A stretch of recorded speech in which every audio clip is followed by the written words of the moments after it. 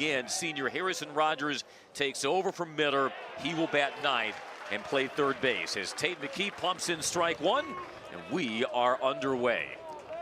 Freshman Tate McKee, the right-hander, tabbed with this crucial Sunday start for the Yellow Jackets. A lot of velocity and a lot of upside for the freshman.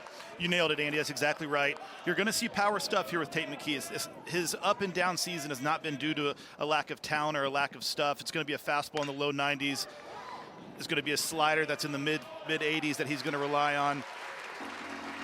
What we're looking to see, and if you're a Georgia Tech fan, what you're looking to see with Tate McKee is him to continue to learn on the job. He was sort of thrust into this rotation because he was throwing so well out of the bullpen. There had been some inconsistencies, but with that, he's had to learn on the job, really figure out how to go deep into these outings, how to navigate a lineup the third time through.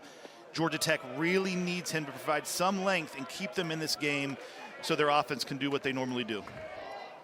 One away after the Morris ground out. Here's A.J. Gracia, who shook off an 0-for-5 opener with 3 hits, a double, a home run, 2 walks as well yesterday in that 12th home run, surpassing Andrew Fisher for the most in a single season in Duke history. As the count moves to 2 balls, 1 strike.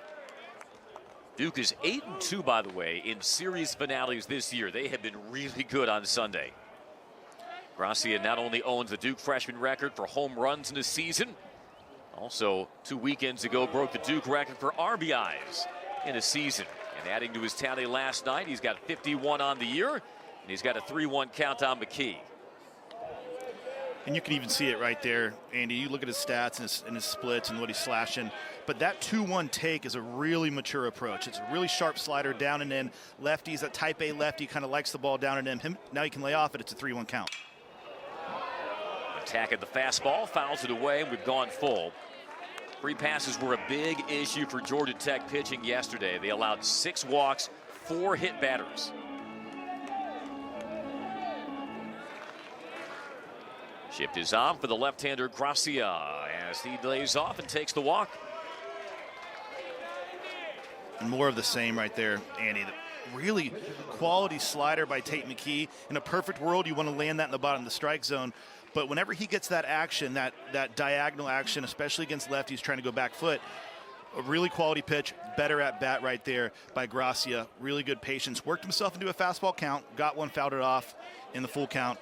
Was able to pick up that breaking ball really early. So a runner on for the hottest hitter at McNeese this weekend, and maybe in the ACC, the catcher Alex Stone. How about 4 RBIs Friday, 4 RBIs yesterday for the senior.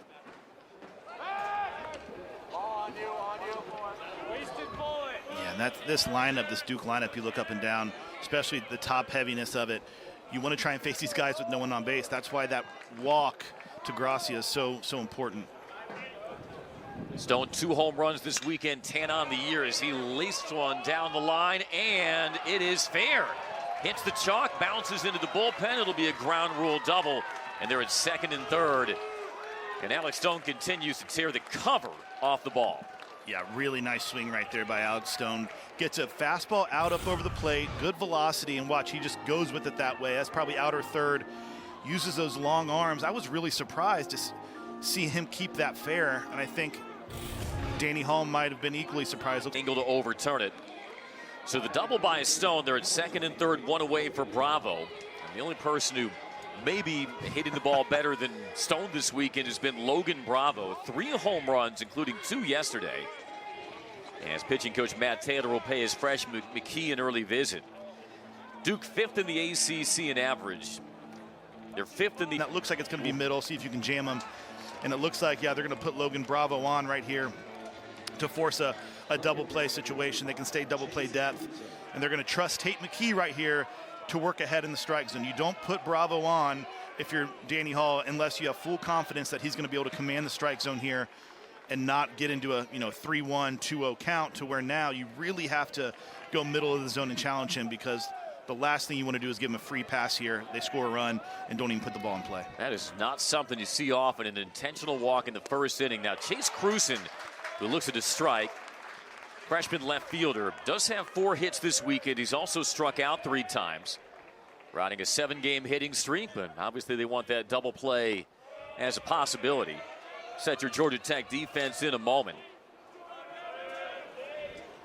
Shows you what kind of respect Logan Bravo commands, that they're willing to intentionally walk him and load the bases. Cruzen, line shot, caught by Bichetti, throw back to first. Do they get the tag? They do! Well, the decision to intentionally walk Bravo paid off, and Bichetti quick out of the glove. The tag at first. Abbreviated outing they planned on. They want to make sure he's sharp for today's start. As Trey Younger climbs in and starts the Georgia Tech first with a strike. That start was at number 6 ECU, and Ely did not allow a hit over an inning in 2/3. Struck out 1, walked 1. Trey Younger shook off an 0 for 4 Friday, which snapped a 17-game hitting streak by hitting his 5th home run of the year yesterday. Also drew 3 walks and 2 RBIs. Home runs not necessarily in the repertoire of the Wofford transfer, as he works the count 2-1 on Healy. He's a guy who's come in and anchored the top of the Georgia Tech order in his first season. He hammers one out to left, but it dies off, and Cruzen hauls it in 1 away. So far, just like we talked about at the top of this inning, Healy's going to pitch off that fastball. Big frame, comes over the top, backspins it true. It's a lot of carry, a lot of what they're now calling vertical break, induced vertical break. Really can spin it well. He's going to live and die with that fastball. As you mentioned, preseason All-American. Not the typical arm that they run out there on Sundays. It's going to be a good challenge for the Georgia Tech lineup. Now, not a typical bat now in for a freshman, Drew Burris. Likely ACC Freshman of the Year. First pitch swinging, and this is sky high into dead center. Clark out, Obi in. Obi calls him off. 1 pitch, enough to set down Burris. Yeah, and you saw right there, Clark had to go a long way. I was wondering if Obi has priority in that, right, as he's coming in. Called him off late. As you see, the big change, Rogers at third base, replacing Miller, who was the late scratch. Alex Stone behind the plate again this weekend. Cruzen, Obi, Gracia across the outfield. 8 righties in the Georgia Tech batting order. The lone lefty is Matthew Ellis, the DH. Cranked a 427-foot home run over the batter's eye in center on Friday. Followed that up yesterday by going 1 for 4 with a walk and an RBI. Yeah, he's been a big reason that Georgia Tech has had the success that they've had over the last month. He's starting to swing the bat, I think, the way that Danny Hall and James Ramsey were envisioning when they brought him over. You see 315 with 15 pumps. Really relying on him of late. On the outside edge, 2-1 from Healy. Native of Glen Mills, Pennsylvania. It was a perfect game, first team freshman All-American a season ago. Evolved from a reliever to a weekend starter, finished 5-1 and a 2.3 ERA. Comes in this season, 2-1 across 28 1/3 innings, an ERA of 4.7.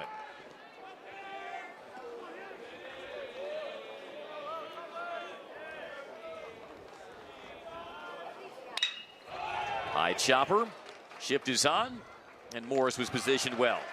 Sets down Ellis, and the Jackets go down 1-2-3 in the first inning. Well, how about this? A scoreless first inning for both teams underway in Atlanta. Teams exchange scoreless firsts. This series deciding Sunday at McNeese Baseball Park. Andy Demetra, Dusty Isaacs. Great to have you with us. There's Chris Pollard. Team projected as a regional host right now. Still a big series next weekend, home versus North Carolina. Depending on today, depending on that series against the Tar Heels, they could play their way into a possible top 8 national seed. That win yesterday, Chris Pollard, 8 wins from tying the legendary Jack Coombs for the most in school history. As Devin Obi starts the Dukes second. Blue Devils loaded the bases, 1 out, as they elected to intentionally walk Bravo, but then Cruzen lined out to Bichetti, who quickly fired back to first to tag out Bravo and get the inning-ending double play. Yeah, when you put him on first, when you put Bravo on first, you're hoping for double play. I don't know if anyone drew it up that way, but I don't know if they care. High at 93 to Obi. carries a 7-game hitting streak. Yesterday, 1 for 3. Also reached on a walk and hit by pitch. Junior from Nashville, Tennessee. That is in there. Strike 3 looking. Really sharp slider right there at 85 mile an hour. He's giving you a glimpse of the stuff that everyone, seems to be so high on. But the key to this specific strikeout is Von Lackey behind the plate. Really strong hands. You'll see right here, controlling, presenting the bottom of the strike zone to the umpire. And that may be a touch low, but Von Lackey makes it look like strike 3. Yeah, he knows how to steal strikes as he frames up strike 1 to Wallace Clark. McKee was roughed up last Sunday versus Clemson, 3 1/3, allowed 6 hits, 6 runs, all earned, 2 walks, 3 strikeouts. His last home start versus Miami, he was almost unhittable. Just 1 hit allowed in 5 innings, walked 2, struck out 9. We've seen a little bit of everything with him throughout this season, and soft liner out to Geisler there. But just to finish up that thought, we talked about in the open, he's still figuring out ways, first year in the ACC, his first few starts were in the ACC. He's learning against these really solid, complete teams. 1 through 9 is such a challenge. You can't let up when you get 7, 8, 9 in the lineup.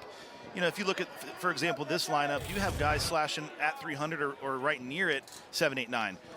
You just can't let up, and the more he gets reps and the more starts he makes, innings under his belt, he's going to learn that. The next step for him is, even on his worst day, how can you get me through 5 innings? Even if you get tagged for 3 or 4, I need you to get efficient, make pitches when you need to, and it doesn't always have to be perfect. On his best days, he'll be really good, but on his worst days, you need to find a way to get through 5 and keep their team in the game. Just like to work quick behind here. The DH, Kyle Johnson. Wraps it foul. Johnson trying to shake a forgettable weekend so far. It was the left fielder Friday, went 0 for 5 with 4 strikeouts. He was Duke's starting pitcher yesterday and was shelled. Only lasted 2 innings, allowed 6 runs, all earned. Does carry in a .314 average. Sharp ground ball eaten up by Geisler. And a little bit of a high throw, but Jones keeps the foot on. And it's a 1-2-3 top of the second for the freshman Tate McKee. Began with a strikeout of Obi, and still no score, Jackets and Blue Devils. Very bruising remainder of the ACC schedule at 13-13 right now. And still giving themselves a chance with a trip to Tallahassee next weekend. But you feel a lot better packing up the bus to Florida State with a win today. 100%. 100%. I think, as the season starts to shape up, I think that the number that Georgia Tech is eyeing, and if you're a Georgia Tech fan, you're eyeing is 15-15 in conference. And obviously, if you can finish at 16-14, you take it. But you need to find a way to set yourself up for 2 more wins, whether that's today, whether that's 2 next weekend, whatever the case may be. Pulled fair down third base line by Green. Homered yesterday, thinking about extra bases here. And Cruzen's throw is late as Green collects his 3rd hit of the weekend. And again, it's the pull side. He's so good pull side when he can get out in front and whip the bat head through the zone. Such quick hands. This is another one that I didn't know if he was going to be able to keep it fair, and it hugged it, but stayed fair. Runner in scoring position for Georgia Tech. Peyton Green, who homered yesterday. A runner in scoring position for Cam Jones. 1 for 5 Saturday, 3 for 9 in the series. You see him wielding the pink bat in honor of Mother's Day. He did tell us he originally wanted to debut this bat for today, but then one of his bats earlier this season either snapped or broke or lost its integrity. And so he began swinging this pink bat, and then he caught fire. He didn't want to have it leave his hands. Oh, yeah. If you're whatever works, right? And once you find something that does, you ride it out for sure. One of the seniors honored today for Georgia Tech. Spent his first 3 years at Georgia State, where he was 3-time first-team All-Sun Belt. Swinging and missing on that changeup from Healy, 1-2. Jones also swiped 3 bases Friday. He's 3rd in the ACC in that category, 26 for 27. After the 1-out double from Green, the pitch is just inside. Great spot by Healy, just didn't get the call. Yeah, and that's a perfect pitch 1-2. Something to note if you're Georgia Tech and you're in that dugout is you saw it right there again, is first time we've seen runners in scoring position, he starts to kind of cross counter pitch backwards. We saw the big breaking ball early in the count, and then 1-2 tried to stick the heater in on the hands. Whereas until this point, he pitched, I think, primarily and exclusively off that fastball. So I think that might be a pattern that he's going to try and work with, kind of pitch backwards with runners in scoring position. Jones fouls off the breaking ball. Yeah, even that 1-2 fastball that missed in, that's still an encouraging miss if you're the Blue Devils, because didn't miss by much.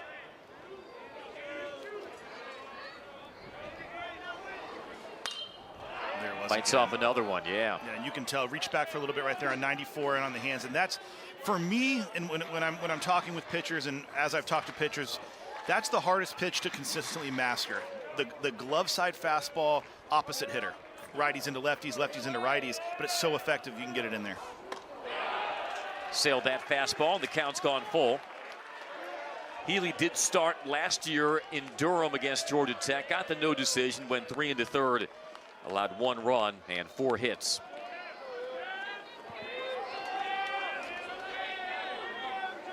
Ready with the 3-2, and it sinks low, ball 4. Well, that was a grind of a walk that Cam Jones just earned. I mean, really good at bat by Cam Jones. Healy throws the kitchen sink at him. We saw fastballs up, fastballs in on the hands. Early in the count, breaking balls, tried to finish him right there with a back foot breaker. And Cam Jones must just be seeing it really well. Was not fooled on any of them. Fought off some good pitches. And now Georgia Tech has something going. There is Mike Bichetti, the senior second baseman, 2 for 5 with an RBI yesterday, 4 for 9, 2 driven in the series. On top of being number 2 on ESPN SportsCenter's top 10 plays for that leaping between the legs tag on Logan Bravo as he tried to steal second on Friday.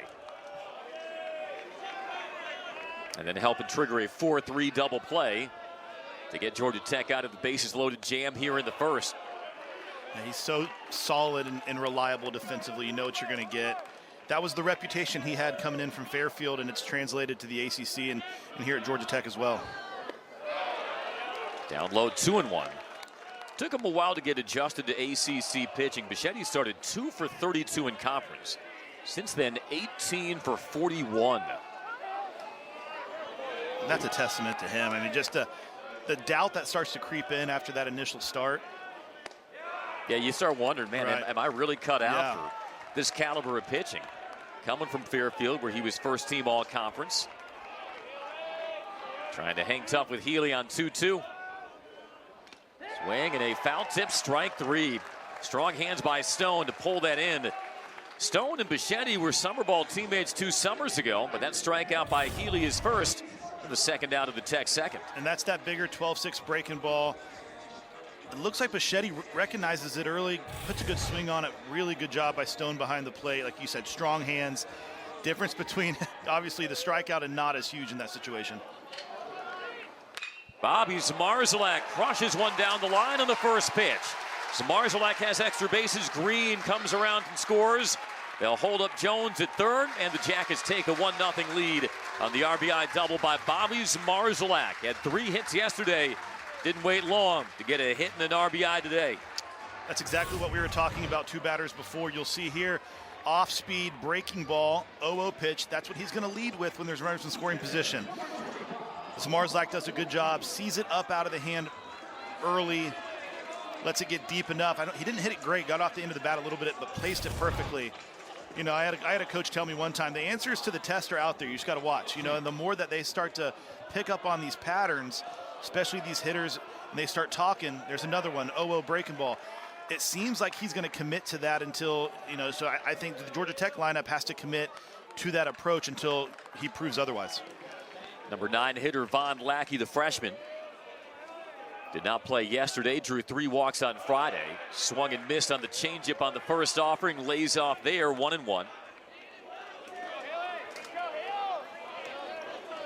I don't know if it's a good thing to be the first team to take a lead this series.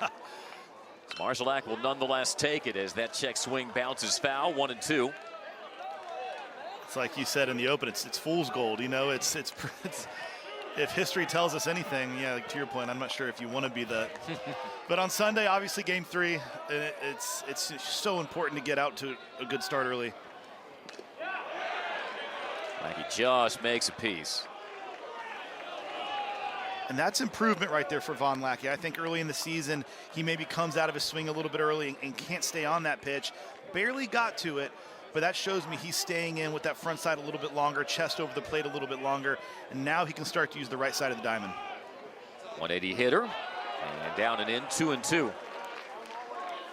Georgia Tech now 11 for 26 this series with runners in scoring position. You look at Jones at third. Marszalek, the RBI double at second. And 1-0 Georgia Tech in the bottom of the second.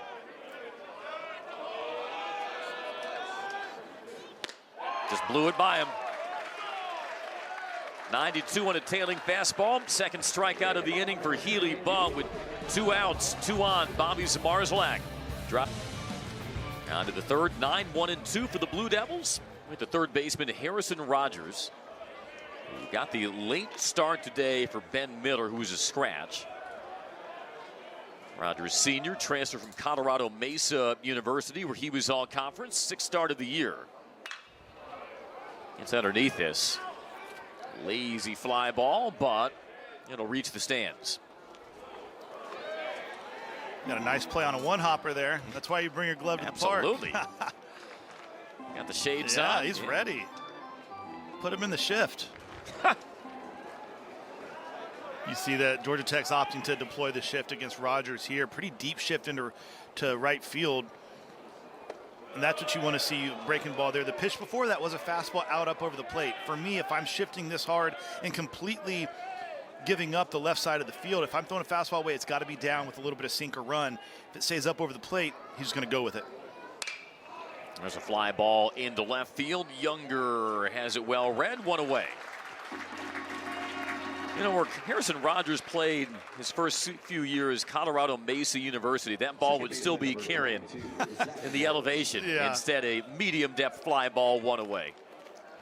Everyone likes to hit better out there than here when the air gets so thick. pretty mild this weekend, though. It's been really perfect for baseball. An awkward swing there by Morris. Rounded out his first at bat. Morris, another one of Chris Pollard's transfer success stories from VMI. He has reached safely 19 straight games, and get this, Dusty, he has drawn a walk in 9 straight games. That's exactly what you want out of your leadoff hitter. Your point about his plate discipline. Whoa, down on 3 pitches, and there was that wipeout slider from Tate McKee, a guy who normally has terrific discipline. And McKee made quick work of him. And that's when you know the pitcher stuff is good. He can beat a hitter like Zach Morris in the strike zone. That ball may be a little bit down, but he's getting so much action on his slider in the zone, and then when it finishes, it's still in the zone. It's not always, you don't always want to throw the strike to ball. Of course, there's times for that, but if you have a slider that you can start in the strike zone, finish in the strike zone, and the hitter still swings through it, generally that's a good sign. A.J. Gracia walked his first time against McKee, and he's ahead 2-0. Cool story. So Gracia broke the Duke freshman home run record in the 9th inning yesterday, his 12th of the season. Afterwards, Roman DiGiacomo, Duke's bullpen catcher, went behind the fence, retrieved that ball, and to the surprise of Gracia, they presented it to him on the bus afterwards. Very cool. Very good hustle by DiGiacomo. Yeah. That's being a good teammate. Yeah, it's like a beat the freeze run. You know, on the other side of the wall, he's really getting after it. And Gracia's drawn a second walk of the day. Keeps the inning going for Alex Stone, who doubled down the right field line his first time. So a little bit of deja vu here if you're Georgia Tech and you're Danny Hall. Quick out to start the game with Zach Morris. Then we get 2 quick outs this inning. But now we're going through, the dangerous part of the lineup here with Alex Stone. A double in the right field corner. If Gracia gets a good running start at it, he's going to have a chance to score. The Stone-Bravo tandem has been a menace. That one capped, backhanded on the grass by Green, gathers and fires and retires Stone. And your heart can now move back down from your throat if you're the Yellow Jackets as Stone set down. Chip. Pitch misses high to Younger.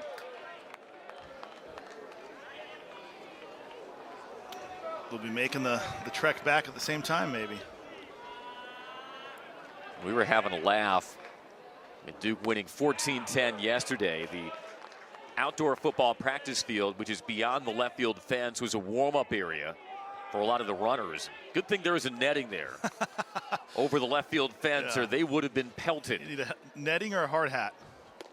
Younger among them, who hit a home run to left field yesterday. Flew out to left his first at-bat on Healy.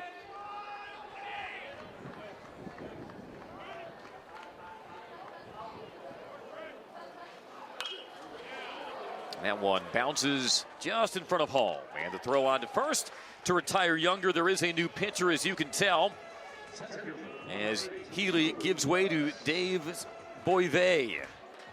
Boivay took the loss on Friday. 2-1, a ERA of 1.93. Yeah, it's interesting, Andy. I'm not sure if that has. Again, we know that Healy started midweek. He went an inning and 2/3. Don't know if that had, because of that start. And they were playing ECU, big game in the midweek. Because of that start, was there less availability for Healy today? Was his pitch count lower? Uncertain, or do they just want to turn it to a guy that they trust on Sunday with the already a 1-0 deficit? His stuff's really good. You see 95, 96 mile an hour, really clean delivery. A lot to like with this guy on the mound.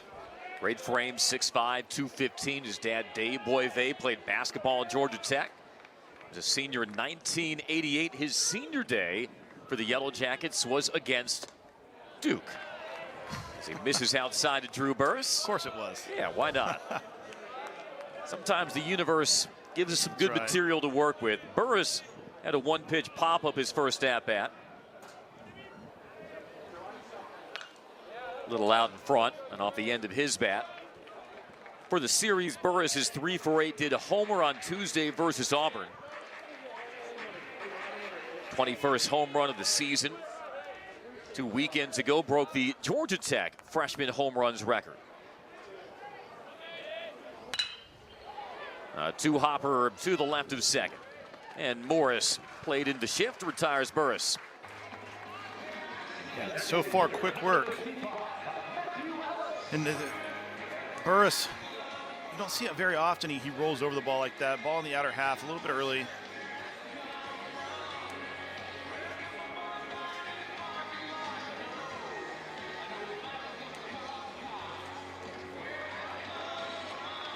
Two up, two down in the Georgia Tech third. Here's Matthew Ellis.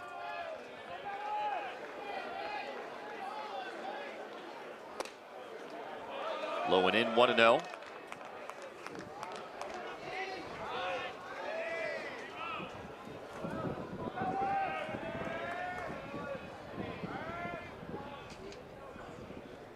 Ellis homered off Boivay on Friday. 427-foot tank over the batter's eye. Yeah, with no one on base here, you can go right at him. You saw a really good 1-0 slider. Can't stick that on the inner half. Ellis has now homered each of his last 6 ACC series. In this series, 4 for 9 and 3 RBIs. As Boivay deals the 2-1. Got a rolled over from Ellis on that backdoor breaking ball. Yeah, and you see Duke's also shifting Ellis really, really hard and deep. And you saw the third baseman is that the one who actually moved over deep in the hole. But they're throwing that off speed that they're looking to get him to hook into the ground. You're not going to miss with a fastball out, up over the plate. You saw a good fastball right there. That's at 96. And as far as delivery and stuff, Boivay's up there with some of my favorite I've seen all year. It's repeatable. It's so strong. You mentioned a great frame. A lot to like. And the 3-2 to Ellis is low and in. So Matthew Ellis walks for a third time this weekend, and the Georgia Tech third continues. Now, you know, Boivay's got good genes. His dad was 6'8" when he played forward at Georgia Tech. Boivay's 6'5", 215, like we said. Now here's John Giesler. Yeah, and it's an athletic 215. You know, it wears it well. Long levers, kind of an ideal pitcher frame. Sometimes when you are that lanky and that long, though, it's hard to repeat the delivery. I know we just walked Ellis there. Not the worst thing in that situation with 2 outs and a guy that, must have been seeing it pretty well, had a good swing off you on Friday. But, yeah, really impressive. And that makes me wonder, maybe they might have just gone to Boivay because he's available at Sunday. And as much as Georgia Tech is playing kind of further season this weekend and next weekend, you touched on it. Duke has a lot left to play for as well. Right now projected to be a regional host, but with strong finish, a good opportunity next week against North Carolina. If they can take care of business, their name's going to be in that top 8 national seed conversation. So they still have stuff to play for as well. Kind of in that in-between where if things go sour these last 2 weeks in the ACC tournament, they might play their way out of the top 16 seed. But if they really turn it on, they might muscle their way into a top 8 national seed, which would give them a host through the super regionals. Right, we know all that's on the line for Georgia Tech with its postseason aspirations. On a 1-1 to Giesler, fought off foul. And so much can change, but Duke is projected as a regional host. You look at that regional right there, obviously Duke with the 1 seed, but some big names there with Irvine and Florida. That would be a tough one to get out of. Ground ball. Oh, great pick by Bravo. Had to go back across his body. Obi. Yeah, this is when you want to face Bravo. Nobody on base. If he does damage, there's not can't kill you right here because there's nobody on base. If he runs into one, it's a solo shot. When not a factor today like it had been Friday and Saturday. Bravo was 4 for 4, 4 RBIs in Duke's series finale versus Florida State. Arrived in Durham from Harvard. He had 17 career homers for the Crimson, 14 with the Blue Devils. As the 0-2 is swung on and missed. So that is a strikeout of Bravo on 3 pitches, and in the third, McKee struck out Morris on 3. Yeah, Bravo right there, sort of caught in between. You could tell by his pass at the ball. He gets a slider here, fooled a little bit. Not sure if he was sitting something firmer, but a really quality pitch, bottom of the zone. Again, that's the tunnel and the slot that Tate McKee's really good at. Or when he's going well, that's how it looks for him. It's so tough against right-handed hitters. So far, so good if you're Danny Hall watching Tate McKee. There's Cruson, a bouncer off the plate. Cruson was the batter following this Bravo intentional walk in the first. Bases loaded, 1 out. Hit a liner that was caught by Bichetti, who promptly doubled off Bravo. Yeah, that's a play that at the end of the game, no matter how this plays out, you're going to be able to go back and point to and say that could have. The game was hanging in the balance in the first inning. If that double play is not made, it could have gone south quickly for Georgia Tech. And if you're Tate McKee, almost felt like he was a little bit hanging in the balance. We've talked about the up and down season he's had, and when it's going good, those type of things happen. And it feels like when you're really struggling and trying to find it, that ball's a ball in the gap that clears the bases. Cruson runs out a bat on the fastball, 2-2. Cruson on a 7-game hitting streak. He did homer in Duke's last ACC series versus Florida State.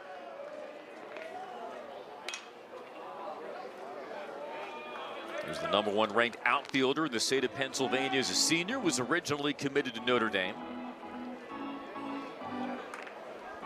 And hitting .337 in his rookie season with the Blue Devils. 1 out in the 4th, Tech 1, Duke nothing.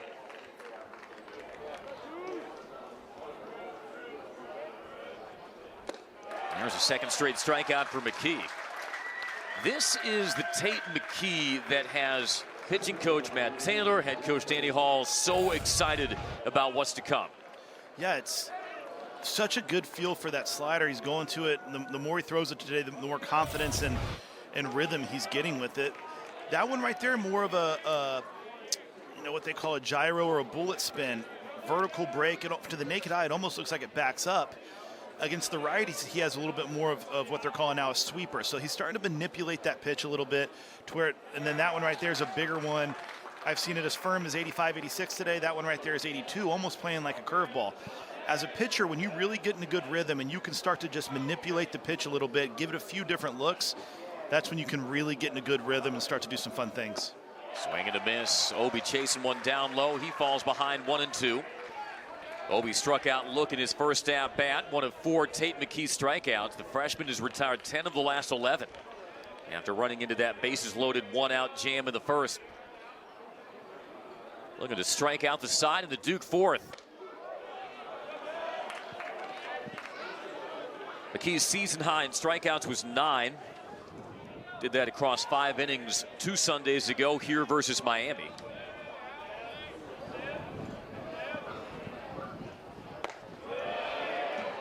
Good eye by Obi, and it's 3-2. And that's the sequence right there. So if you could have got to it 1 pitch earlier, I would have preferred it, but he goes fastball up, moves the eyes up, then he tries to go for a slider and a chase. A little bit too far out of the zone. I bet he goes back slider here.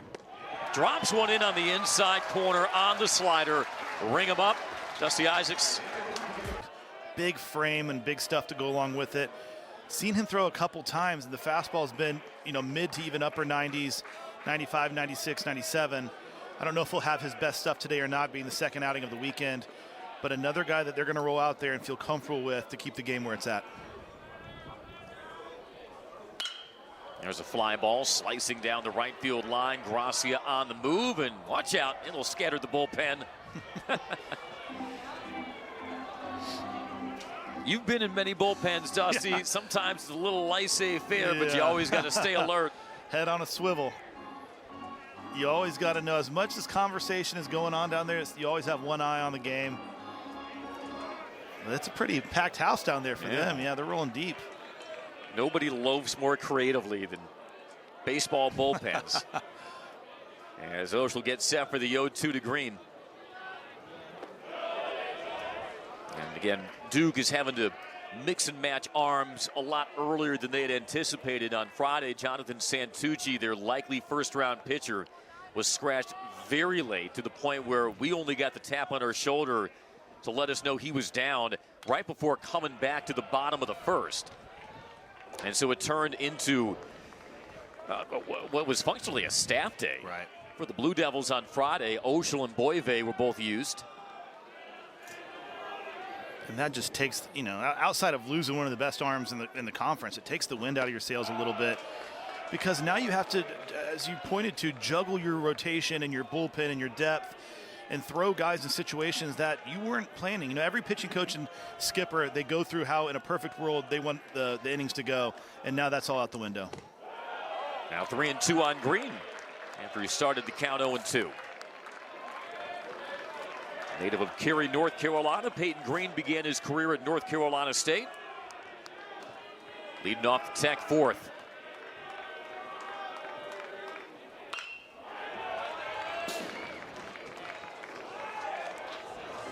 Good fight right here by Peyton Green. And this can't be a comfortable at bat. A huge frame, and then delivery in that back leg. He's up in the back leg, long stride getting down the mound. In the air, left field, was a little out in front, and Cruzen gallops over to haul it in. Really nice pitch right there by Oshel. Full count. Peyton Green's fought off some hard pitches. Has to protect the plate. Gets him out front, like you said, with the slider. Good bat to ball right there by Peyton Green. Just isn't able to get enough on it. Backspun it pretty well. Just like I said, couldn't get enough on it to drive it in the gap. One away for Cam Jones, worked to walk his first at-bat.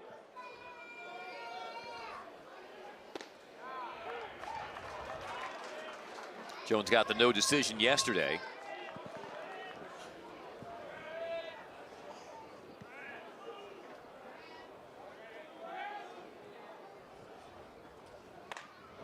Really have to admire these two-way guys, Dusty, especially at this time of year. Yeah.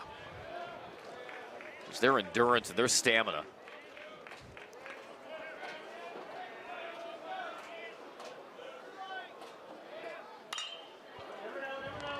Cut off at third by Rogers. His first place, skips the throw, but Bravo picks it out and sets down Jones. And especially the stamina of a Cam Jones, who on top of being Georgia Tech's Saturday starter, he's third in the ACC in stolen bases. Right.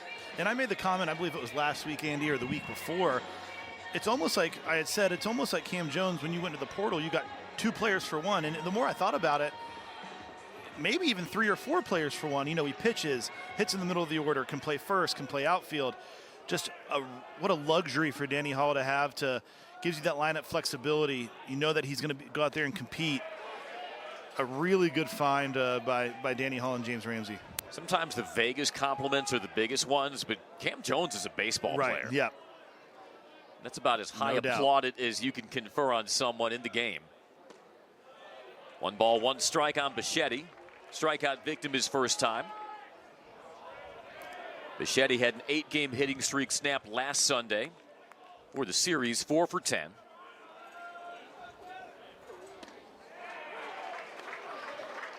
And that's probably the one that Bichetti, he may be shaking his head a little bit. Fastball middle of the plate in a 1-1 count. The difference in that, now he's at 1-2 where he has to be defensive, is huge. Oshel can do whatever he wants right here. Got him chasing. Swing and a miss. Bichetti rung up on strikes. 1-2-3 for Oshel. Keep following my passion. And happy Mother's Day to all of you watching. Andy Demetra, Dusty Isaacs is who moved to the 5th. Wallace Clark facing Tate McKee. Yellow Jackets on top 1-0. And boy, a big salute to all the baseball moms out there. Yeah. All the sacrifices they've made of their time and their support. Oh, yeah. For all these young men doing what they love. Check swing. Does Clark go? He does.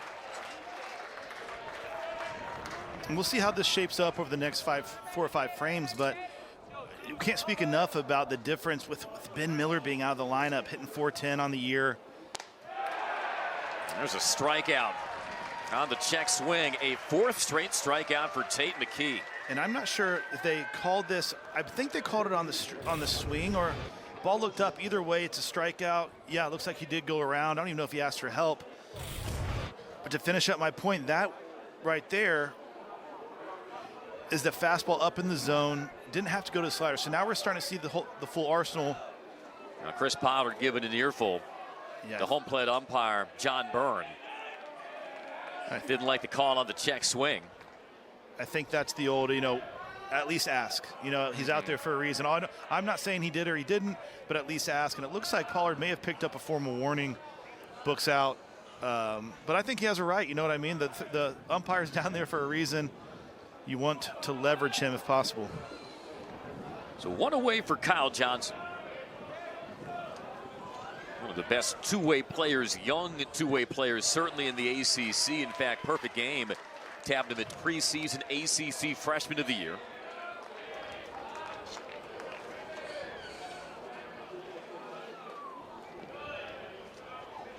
Only hit for Duke so far was the double in the first by Stone. You had to guess which Duke player had the lone hit. Alex Stone probably would have been your first, second, and third guess. He's had a weekend. But ever since then, McKee has settled down, gets another swing and a miss. A lot of balls missing barrels here for Duke, which struck out 14 times on Friday. Cut that more than in half yesterday, just 6.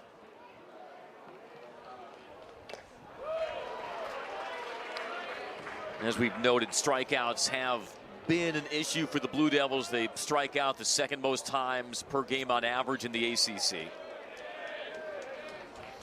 And that's become more acceptable in today's game. Obviously, college baseball is a little bit different than what you see in the big leagues. In college baseball, with the pitching you're facing day in, day out, I want to see you put the ball in play a little bit more often. But you're seeing it today out of Tate McKee, who's only a freshman, 92, 93, with a firm 85-mile-an-hour slider coming out looking just like his fastball. If you pitch ahead, it's hard to put it in play. Couple of good takes by Johnson to run the count full. So we'll see what McKee does here. He's thrown 2 sliders that I think Matt Taylor was thinking, of those 2, I'm going to get a chase on one of them. He's been throwing it well today. Backed himself into a corner. I bet he goes slider again. Tried to go slider inside, misses his spot, and Johnson gets the walk. Yes, he's committed to that, much like Helu early in the game for Duke. He's shown you throughout the game when he needs to make a pitch, he goes with that slider. That one just backed up a little bit. We've seen so many good ones today that had the correct action and almost had that second turbo gear when they turned over. That one stayed arm side. You know, I don't think that's an indication of fatigue per se, but as he gets closer to 70 pitches, you know, that's something to, you don't quite have the finish on your stuff. You keep an eye on velocity, you keep an eye on breaking ball shape. Once those two things start to go, that's when you know he's getting close. Brings up Harrison Rogers. Down in the way, Rogers flew out to left his first time. Getting the start because of the late scratch to Miller. Rogers is hitting .261.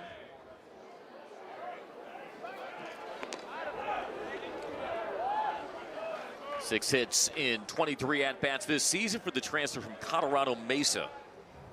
Division II in Grand Junction, Colorado, where the elevation is 4,600 feet. That was a close play at first. Johnson still, I think, taking his lead. Yeah, and I'm not sure. I think on the jump turn with McKee, I think the ball got stuck in his glove. I'm not sure if he has a clean transfer there. He may not have him there.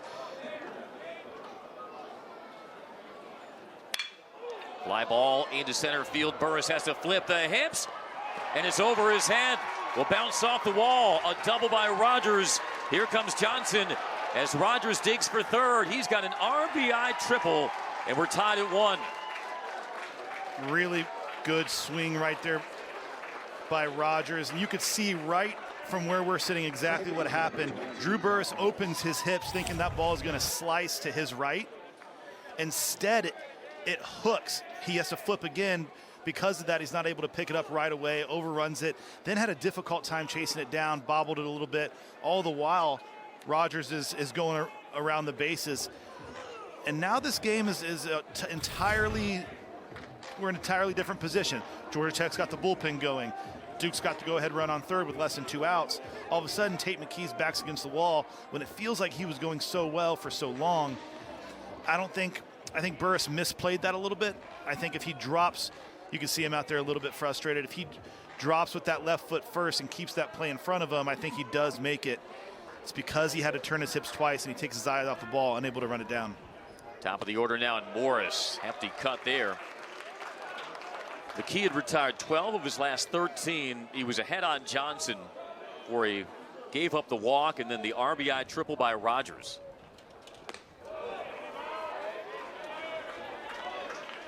Obviously, in a perfect world here, you would love to retire Morris without him putting the ball in play. It's still the 5th, still early enough, but if you can navigate through this with a punch out or a pop up, you certainly would take it. Right now they're playing middle back. Corners look to be at medium depth, where if it's hit hard at him, you give the runner a look. But if you strike him out here, infield can get big, and you're a pitch away from limiting it just to the 1 run. The wind and the 1-2 is up and in. Morris a ground out and a strikeout. He's reached safely 19 straight games. That includes a walk in 9 straight. Grad transfer from Suffolk, Virginia. Reaches out. Does he go? No on the appeal. Now we've gone full. Yeah, that took the words right out of my mouth. Now you've got yourself back in that full count scenario. Again, with 1 out, you don't want to give in here and give him a cookie that he can put a good swing on. You still want to try and make your pitch. Worst case, you walk him. The double play's still in order. 3-2 in there, strike 3. Snapped off that breaking ball. Dropped it right under Morris's hands. Big second out. And he's proven again, when he needs to make a pitch, he's going to that slider. This is the first one of the at-bat that he didn't throw for Chase. Starts it right at Morris's left shoulder. He gets a little bit of a buckle and a freeze. Ball breaks across the plate. Beautiful pitch with full count. Gracia into the shift, and it is caught by Bichetti. So they get the tying run on the RBI. Ball out, up, down, cross count, breaking balls. Try and form a game plan the more you see him here. Deals a strike to Marzalak. This weekend, Nard, inning in 2/3, 3 hits allowed, no runs, 1 walk, no strikeouts. Pumps in another strike. Duke is on pace to break a school record in strikeouts. They're 7th in the nation in strikeouts per 9 innings. Banged up the middle. Oh, nice backhand pick. Morris on to first. And that play should not look that easy by Morris. What was impressive about that play, if we're getting another look at it here, is the slide backhand to throw is kind of all in one motion. Really nice play. That throws a little longer than you think when you stand out there behind second base.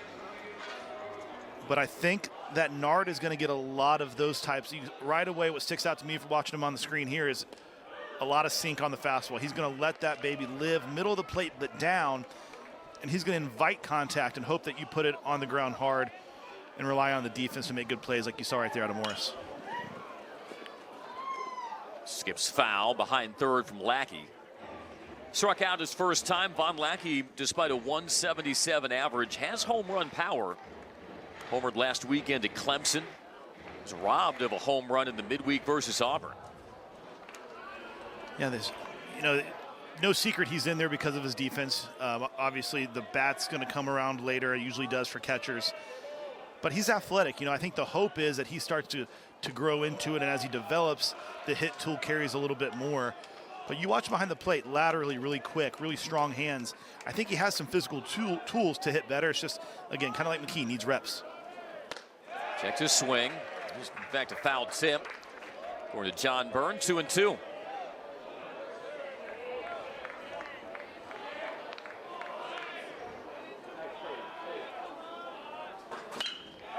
Stays back on it. Laces it into right center. Good piece of hitting by Lackey, and he's aboard. And that's, if you follow Georgia Tech baseball this season, I don't think that's a swing that Von Lackey puts out there early in the year. That's one that probably freezes him and he gets a called strike 3 on. He now has the discipline and the repetitions and at bats under his belt to where when he sees that breaking ball start at him, he knows he has to stay in there. He has to be disciplined and let that ball cross the plate and use the right side of the field. Really good signs if you're a Georgia Tech fan with Von Lackey. And there's a first pitch base hit into right by Younger. Lackey digging in for third. He'll get in there standing up. So they're at the corners for Drew Burress on the first hit of the day for Younger. And this is why Lackey in the 9-hole, obviously we talked about defense first. Anything you can get offensively is a bonus. But now because of Lackey's single, again, he can run a little bit, goes first to third. Now you have guys on base for your best offensive threat. It's not just Younger. You have Lackey and Younger. And now you're a swing away from breaking this game open a little bit as we get into the back half. It's the outside corner to Burress, 0-1. Drew Burress is 0 for 2, and he's looking to amend for what I'm sure in his judgment was a misplay on that Rogers triple to score Duke's run in the bottom, or the top of the fifth, rather. He will do just that. A sinking liner into right center. Almost the same spot as Younger. It's an RBI to score Lackey, and Georgia Tech retakes the lead. And I think Burress jammed a little bit right there, but he's so strong, he muscles it out to center. Yeah, stays inside of it, muscles it out to center a little bit. And this is what Nard, when he's going well, we talked about he doesn't miss a ton of bats. This isn't hard contact. He's making his pitches, and when you have that sinker and you don't have a lot of swing and miss in your arsenal, you have to live and die with, the contact that you give up. And so far, it's been more well placed with Lackey, Younger, and Burress than it has been missiles off the bat and an exit velocity. Yeah, almost same swing, same location as the hit from Lackey. Strikeout. First year in the Duke program after earning D3 baseball All-America third-team honors at Babson College, where he played for his dad. Pitchability lefty, facing the left-hander Matthew Ellis, who's grounded out and walked. A run in, 2 on, 1 away in the Georgia Tech fifth.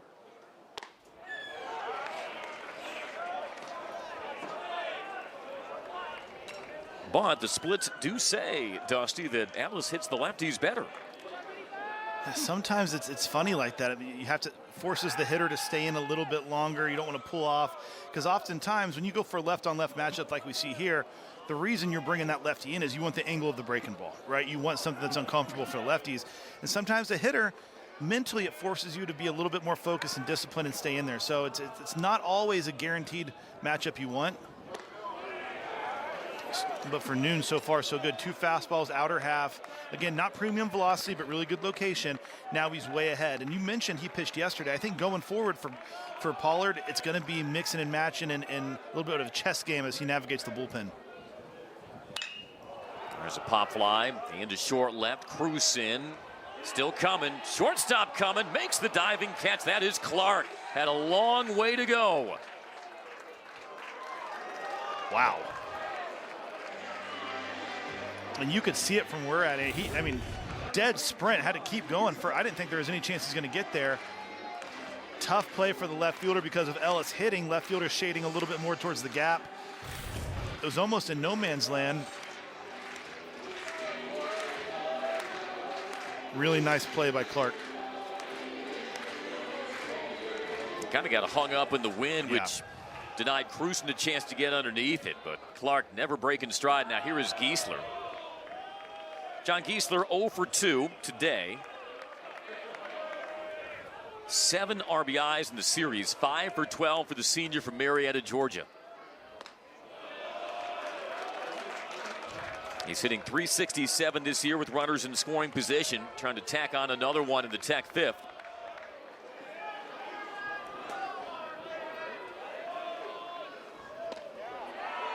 Breaks back over the inner half, 2-1.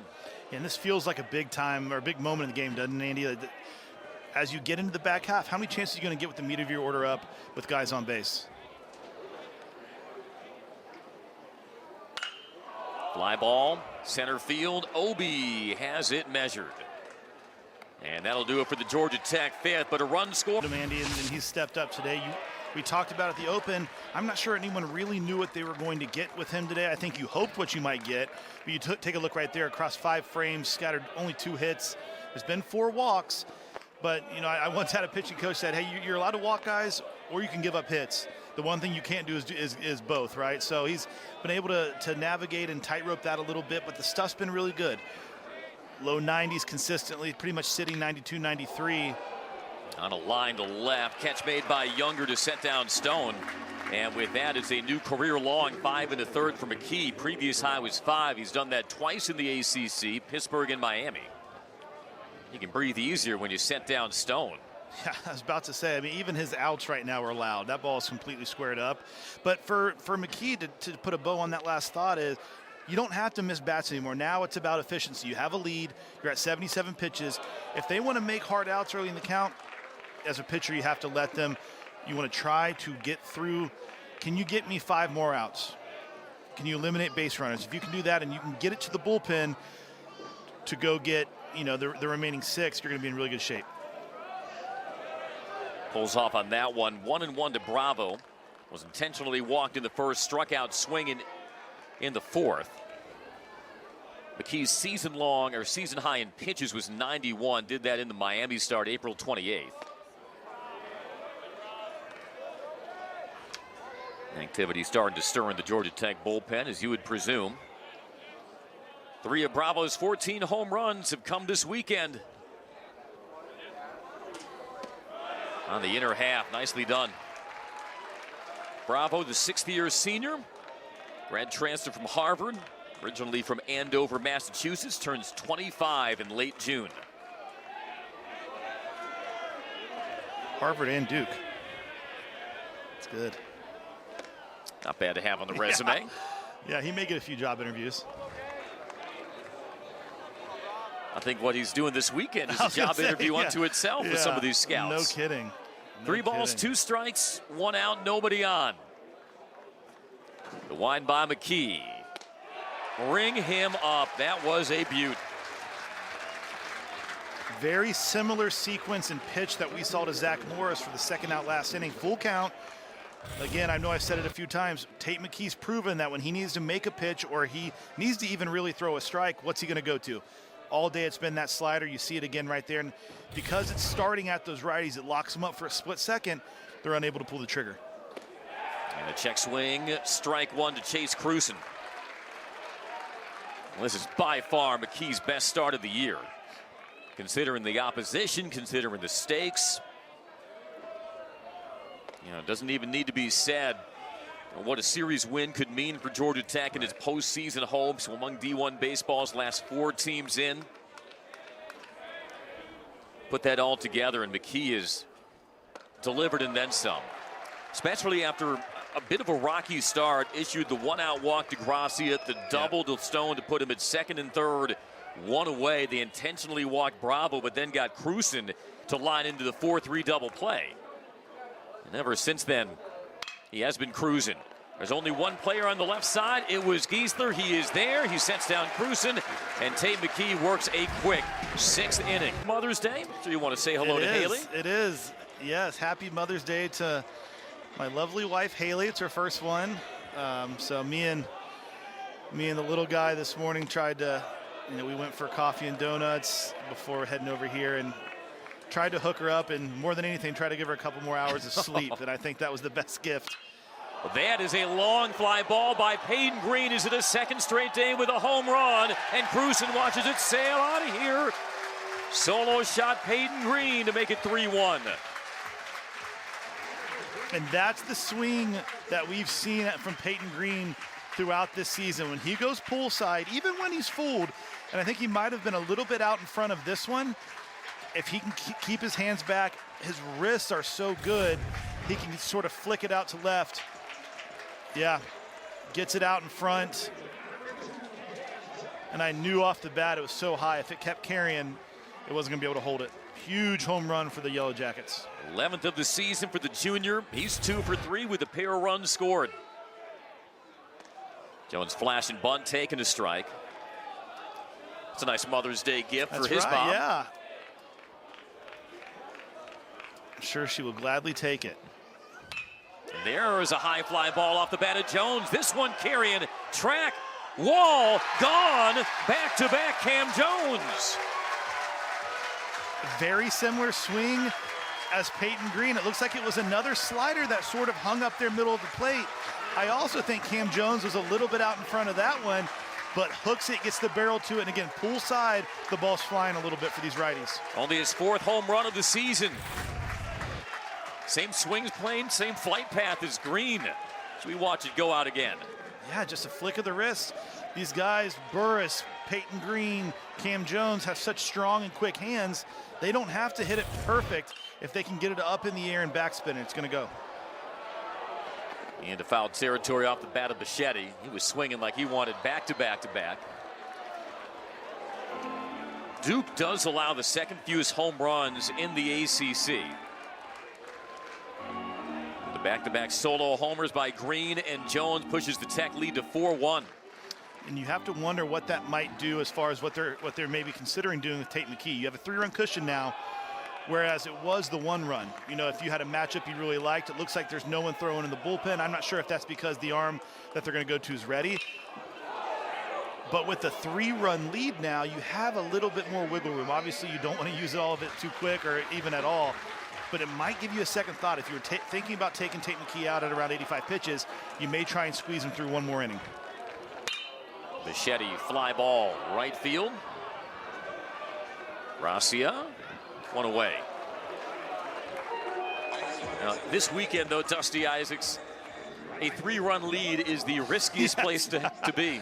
Yeah, it almost feels like somehow it can go away with one swing of the bat, which is, literally impossible. But it's certainly not safe, to your point. So every out is precious, whether you're on the Duke side trying to keep score where it is, or whether you're on Georgia Tech trying to put them away. Marzalak comes up empty. Marzalak got the Tech scoring started with the RBI double in the second. Ground out his last trip. On Friday, Duke pounced on the Jackets 4-0 in the top of the first. They led 5-2 going into the bottom of the third before the comeback started. Tech won 11-8. And then yesterday, Georgia Tech jumped ahead 6-1. Held that lead until the 4th inning when the Blue Devils scored 3 in the 4th and 5 runs in the 5th to erase that deficit, ultimately win 14-10. Skied by Zmarzalak. Obi underneath it. 2 away. That ball's way up there. Look at the sky. It doesn't look like it's too tough, but you never know. We've seen Noon having a hard time driving that ball, whether it's the slider or the fastball, down in the strike zone. The outs that he was recording are fly balls as well. So Georgia Tech must be seeing it up, putting some good swings on it, able to use that up, the pitches that he's throwing up in the strike zone to kind of, that's the initial elevation. And it's almost like Noon's doing part of the work for him. Pumps a strike to Lackey, 0-2. Lackey with a single in the 5th inning. Then he scored on the Burris RBI. Quick pitch there. Grounds it to the right side. Morris is there. And Lackey made contact on the quick pitch, but rolls it right out to Morris. And 87 pitches will start on Obi. Brought that bat back. It is a ball. Yeah, interesting right there. I thought from what you see on the screen, that might have been a called strike. But as we look at this lineup here, Andy, I know we and you were talking off air, I think it might be a hitter-to-hitter type situation for Tate McKee. You know, I think as long as he's going good and he's retiring these Duke players, he's going to be in the game. As you look, he's got 4 hitters, including this one, until the top of the order. I don't think there's any chance that head coach Danny Hall allows Tate McKee to flip this lineup over for a 4th time. He's walked 4, he's struck out 8, 1 shy of a season high. Obi has struck out twice. Jason 1 low, 2-2. And you can see even as he gets into these last 10 or so pitches of his outing, he still has the feel for that slider, and that's why he's been so effective today. He can throw at any count. There it is, swing and a miss. Obi sent down for a 3rd time today, and McKee has matched his career-high 9 strikeouts. And this is against a guy in Obi who's a junior on a 7-game hitting streak. Yeah, when he throws that one, I don't care who's in the box, it's going to be hard to do damage. The best outcome for a hitter is going to get bat on it and roll over it. And we look, and that's pitch 93 right there. That's 92 mile an hour, driven down in the zone. To me, still in his delivery, looks pretty good. I think, you know, as long as he's going, you let him get close to 100. This is outside to Clark. Clark will line out and a strikeout for the native of Tulsa, Oklahoma, who was Big 12 All-Freshman at Oklahoma in 2022. Through the back door, 1-2. Stan played football and baseball at Missouri. He was all Big 8 in baseball, then spent some time in the Reds organization. Ross Clark, by the way, born in London. Line drive and past Bichetti. Slider was hung that time, and Wallace took advantage. Yeah, and that's, I think, a couple things going on there. We've talked about it until we're blue in the face, but when McKee needs to make a pitch, he's going to go throw a slider. We've seen it up and down the lineup. Yet another situation where he needs to make that pitch. You know what he's going to throw, and this one hangs up a little bit more. So between the predictability and the ball kind of floating towards the middle of the strike zone, Clark's able to put a really good swing on it. Brings up Johnson. Hefty cut there. And the slider inside, 0-1. 7-8-9 did not have its finest night on Friday. They definitely turned things around on Saturday. And 7-8-9 responsible for 2 of the Blue Devils' 3 hits here today. Johnson walked and scored. Lone run scored for Blue Devils today. That came in the 5th on the Rogers triple. Johnson 3 home runs. They've all come within the last 2 weeks. Definitely has power potential and a 308 average. In there for a strike, 1-2. Next pitch will be number 100 for McKee. All right, what do you think? So 1-2 count here. He's shown us all game. We'll see if he stays with it or if they try and sneak a fastball by him.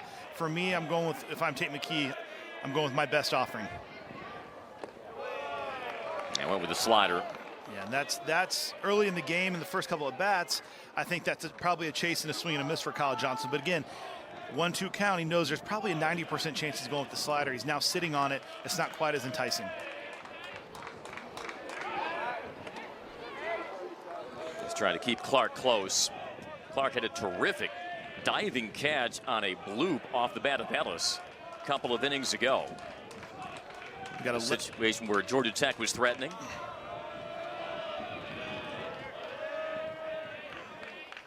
On a 2-2. Going outside, count's gone full. And I didn't mean to jump in there and interrupt you, Andy, but point I was going to make quickly is it looks like they have a lefty in the bullpen who's ready, lefty bat on deck, 101 pitches, full count. Something tells me this is the end of the line for McKee. If you're him, you want to empty the tank right here on this pitch. He does, but it's smacked down the line and left, a base hit. Younger tracks it down at the wall. Clark is on to third. It'll be a double for Johnson. And the Blue Devils in business here in the 7th. Yeah, and he goes to the slider, which I think everyone thought he was going to if you're watching. And throughout the day, he's been able to make this pitch. That one just stays middle. I think if you're Tate McKee, you're wanting to throw that for a strike because it is a full count. It just looks like he ran out of gas those last 5, 6, 7 pitches. Stuffed in. He's going to hand it off to Brett Barfield, a lefty. And this is the big matchup. I think if it goes according to plan, you have the lefty Rogers. You'd like to then see if you could sneak him by Zach Morris, because I think they want a lefty to face Gracia as well if need be. But they're going to go hitter to hitter. And his job right now is to come get this lefty. And if you can get through there, 2 outs, infield can play big again, and you can try and preserve this 3-run lead. In worst case, I think you trade an out for a run and try and keep it at a 4-2 game. Fouled off 1-2. Rogers came up big his last at bat. That triple short hop of the center field wall to play Duke's first run. Just his 6th start of the season. A senior, veteran, first year in the program after transfer from Colorado Mesa, replacing Miller, who's 2nd in the ACC in average. Ben Miller was a late scratch in this one. That is strike 3 on the outside corner, and that was put on a clothesline from Barfield. Huge pitch right there by Barfield. Wasn't sure what he was going to go with. He also has that sweeper type breaking ball. Looks like he just sticks a fastball on the outer half. Catches Rogers in between. Rogers doesn't love the call. But this is, that's a huge out. Again, 4-1 game. Morris first pitch, pops it up down the line. Jones, Bichetti, Zamarzalak hustling, and Zamarzalak runs out of room. So here's the scenario. 2 outs, 2nd and 3rd. And you're facing the top of the order in Morris, who's 0 for 3 today with a pair of punch-outs. But he's reached safely 19 straight games, and Dusty Isaacs, he leads the Blue Devils in 2-out RBIs. More than half of his RBIs this year have come with 2 outs. Facing the left-hander. He drives one into right center. It's carrying to the track, to the wall, and we are tied. No later than it come off your lips, Andy. That's what he's done all year, and that's what Duke needs him to do. He gets a fastball out over the plate, and that's another one where it's elevated a little bit. That's the difference between Barfield driving that ball in the bottom half. You can see it right here. That's a center cut, middle of the square, and Morris does exactly what he needs to. Stays inside of it, goes to right center, and everyone knows it carries well out there, and just like that, we got a tie game. Man. So after the back-to-back home runs in the Georgia Tech 6, the 2-out, 3-run homer by Morris to level us at 4. Here's Gracia wearing the hard hat again, and boy, they have taken their turns wearing that in the Duke dugout. And that has been the approach all weekend long for these right-handed Duke hitters, going center away and riding that jet stream. For Morris, his 14th home run of the season, RBIs 43, 44, and 45. And that's the gamble, right? That's the give and take. I'm sure looking at it now, the thought process is, do you want to go to the righty to face Morris at the top? Or are we going to try, like I said, and skate through it and get by it so we have the lefty for Gracia? And I think now that the way it played out, they may have wanted to go to the right-hander, but there's, I think you probably want to stay with Barfield because Gracia is on deck. That's what's so challenging about this Duke lineup. 3 balls and a strike to Gracia, who has walked twice.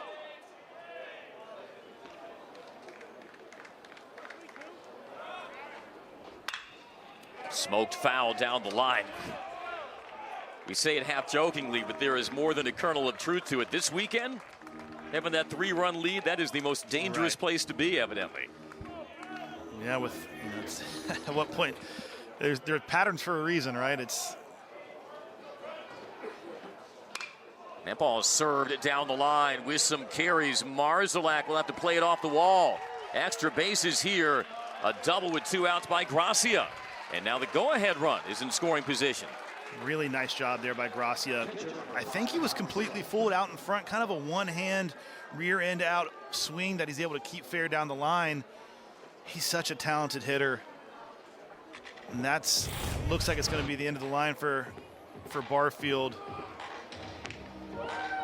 But yeah, it's not. He came in and got the big out that they were looking for against Rogers. It felt like you could see light at the end of the tunnel. And then Duke was able to come and get him.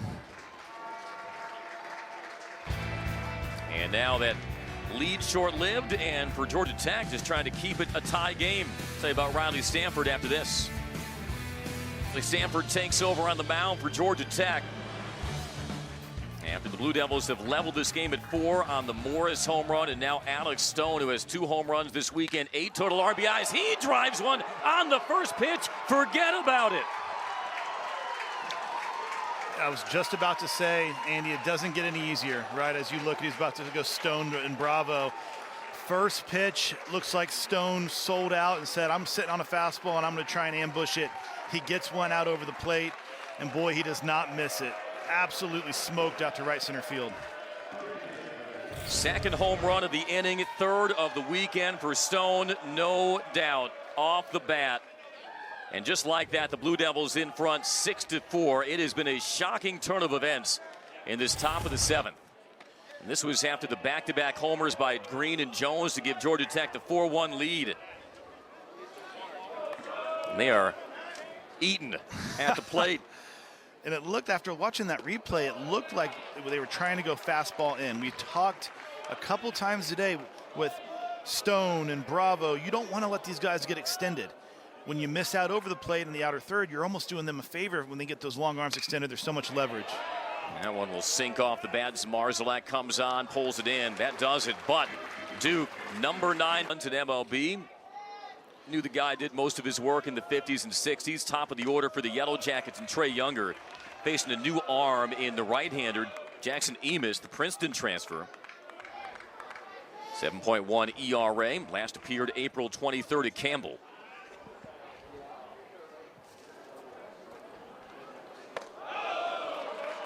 What are you thinking on trivia there?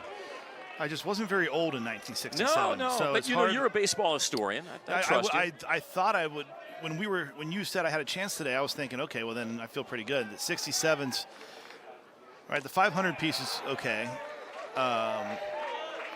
Time frame's a little dicey for me. I won't lie to you. But I can get a guess. When do we, I forget, after the first out? Or after the second out. After the second, we'll okay. reveal the answer. So I have one to play with, and then I need to get my answer on the board. Scorched up the middle by Younger. Leadoff base hit for the Yellow Jackets. Really nice swing right there by Younger, and that it always seems like it's the same group of guys answering, right? They give up the lead, then it's either Younger or Burris, or it's Cam Jones, Giesler of late. They have something going now. Burris back at the plate, down 2. Obviously, you know, you're not relying on him to drive one out of the park. What you are relying on him to do is put the game in a situation where Matthew and Ellis can impact it on deck, where maybe a single ties it, or they can chip away at the lead. Going outside to Burris, and the RBI single in the 5th.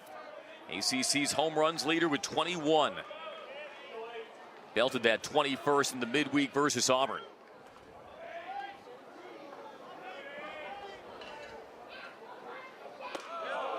Off speed, misses high.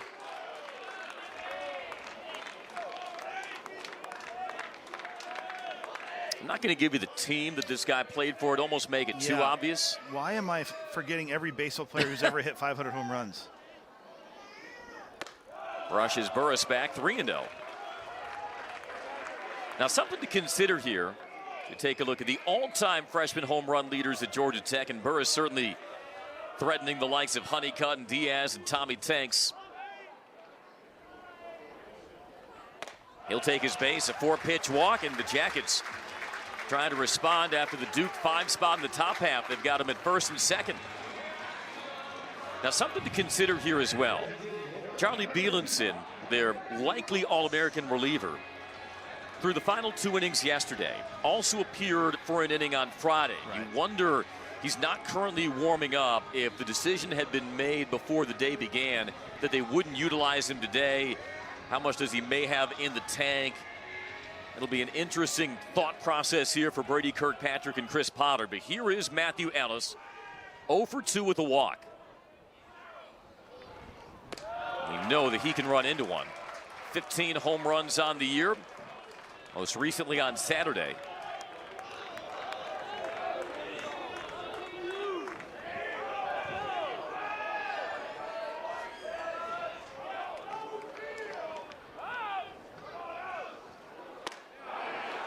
A strike at the knees. Yeah, you have to think if he's even available. I have to believe he showed up to the park today, and Chris Pollard said, you're not in the game. But if he is, it's going to be a hitter at most, just because 3 days in a row of getting up is really tough to bounce back and have your best stuff. Sliced foul, and it's 1-2. Ellis did ground into a double play yesterday, which has been an intermittent issue for the senior. Trying for a memorable swing on his senior day. The younger single to Burris walk.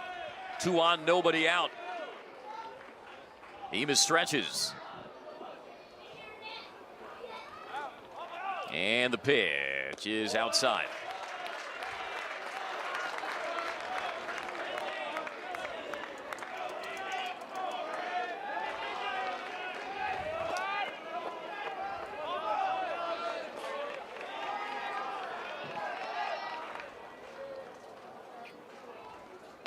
No chase again.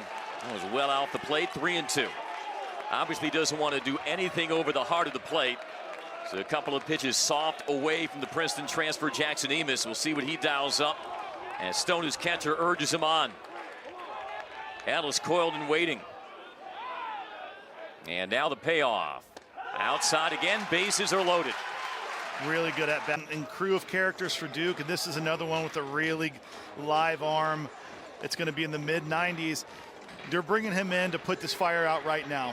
In a perfect world, you pitch for a strikeout, and then you pitch down in the zone for either a rollover. But if you can get out of here and protect this lead, even if you give up a run, Duke's going to take it every time. Tough assignment, as he's going to have to go and navigate and work through Geisler, Green, and Cam Jones. And if you're Georgia Tech, this sort of feels like it's now or never for them. The time to strike is now. No guarantee that you're going to get these same guys up, or even with runners on scoring position. In his 2 appearances this weekend, Romano an inning and 2/3, 4 hits, 4 runs, all were earned, a walk and a strikeout. And as our terrific graphics operator Carly Welch would like to tell you, ducks on the pond and a goose at the plate in John Geisler. It'll be interesting to see how Romano looks today. You mentioned the 3rd appearance of the weekend. I'm telling you, no matter how good you feel on day 3, it's not the same as being fresh.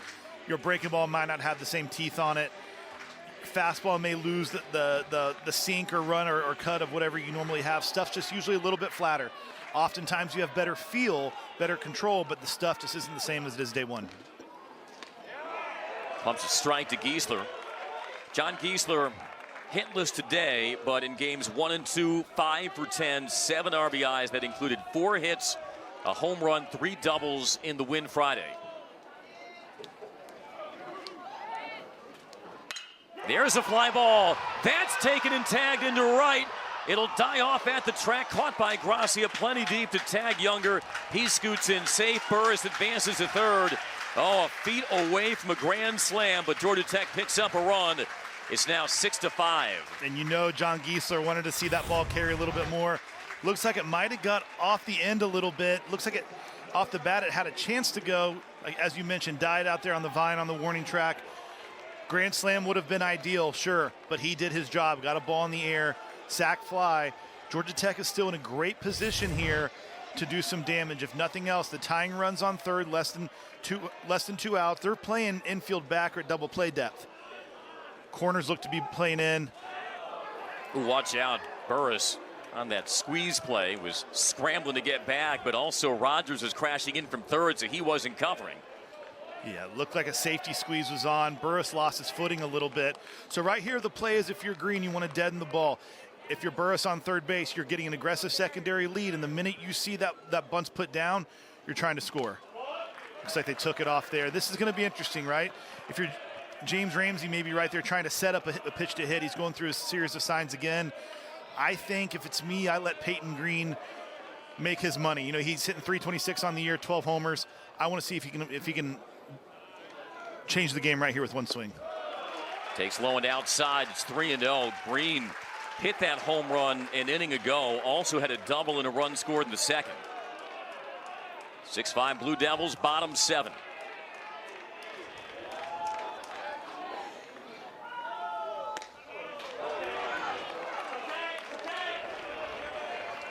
Got to wonder if James Ramsey gave him the green light there, if it was more of a stop and an auto take.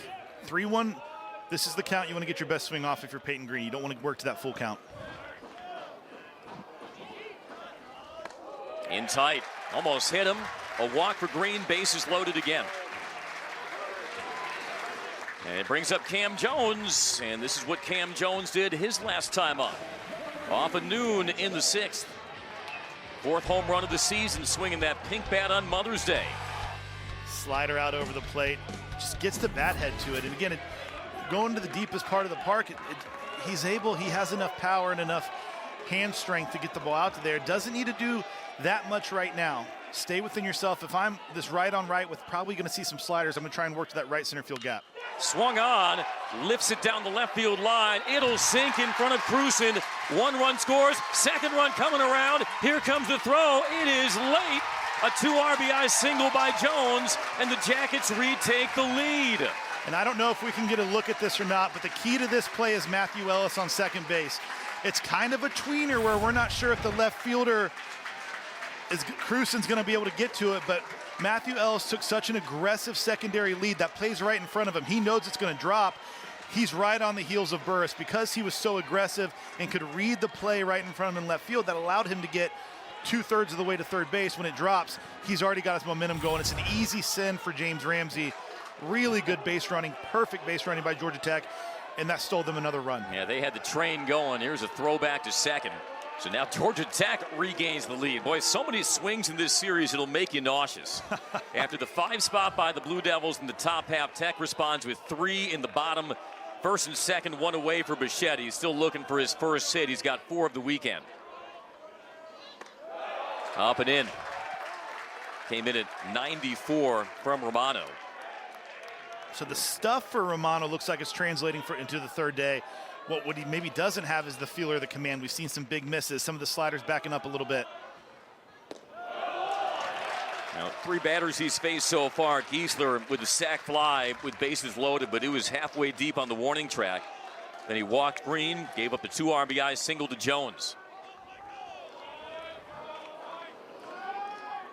Cut on and missed. Big rip on 93. The other piece that's important to point to and mention is the knowledge transfer. This is the 3rd game you've seen him. A lot of people are talking in the dugout, hey, what did he throw you win? What did you see? What's the shape like on this?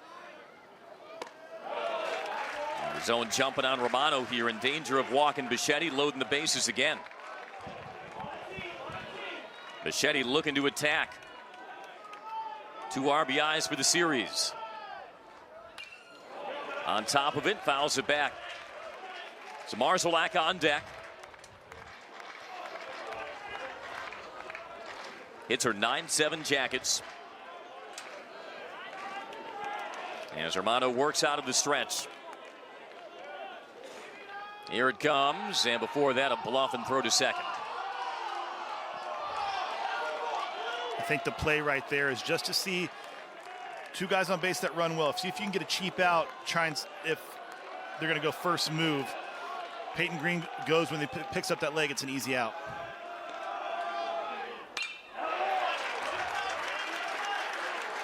Bichette standing tall in there against some pretty good stuff. He had the go-ahead 2-run homer against Clemson in the middle game of their series last weekend. Waiting on another 3-2.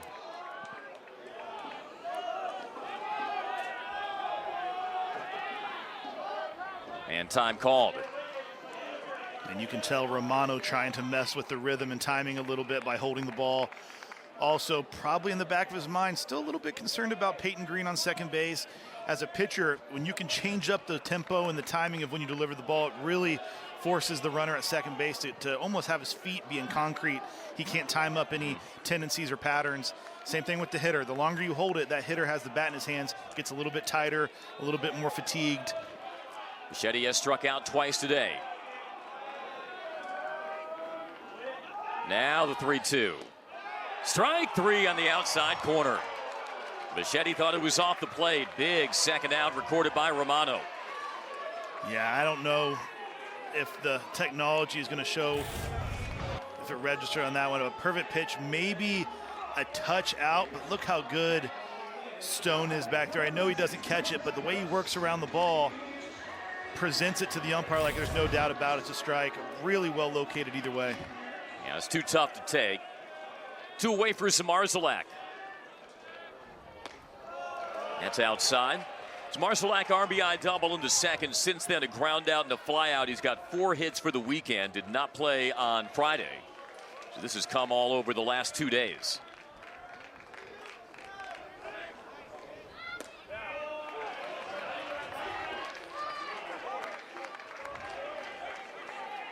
Maryland transfer. And now this is, in fact, Carson Curse pinch hitting for Zmarzalak. The true freshman. Bounced off the plate and foul, 1-2.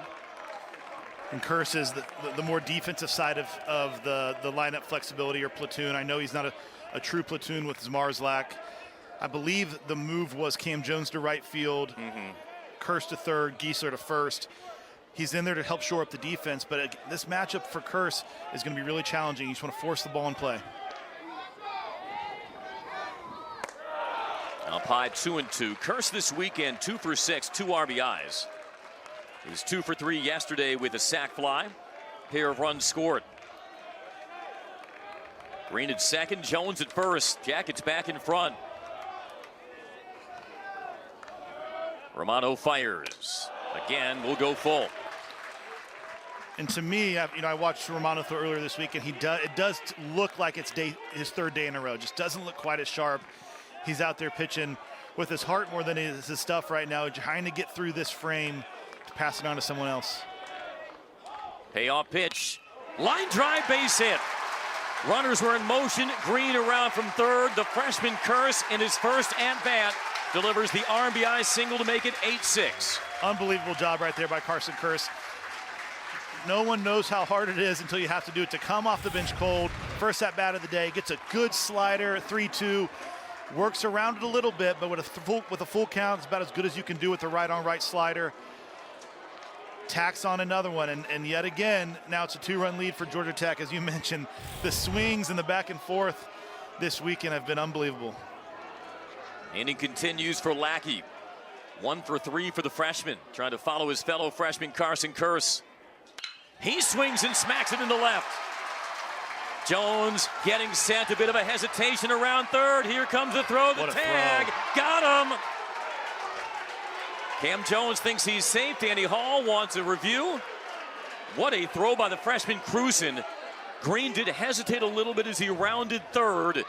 But we're going to see if this call stands on a line drive base hit by Von Lackey. But will it plate a 9th run for the Yellow Jackets? And you can see James Ramsey have to send him there. Watching it live, I thought he was out, but you could see the way that Danny Hall came out of the dugout and the call does stand.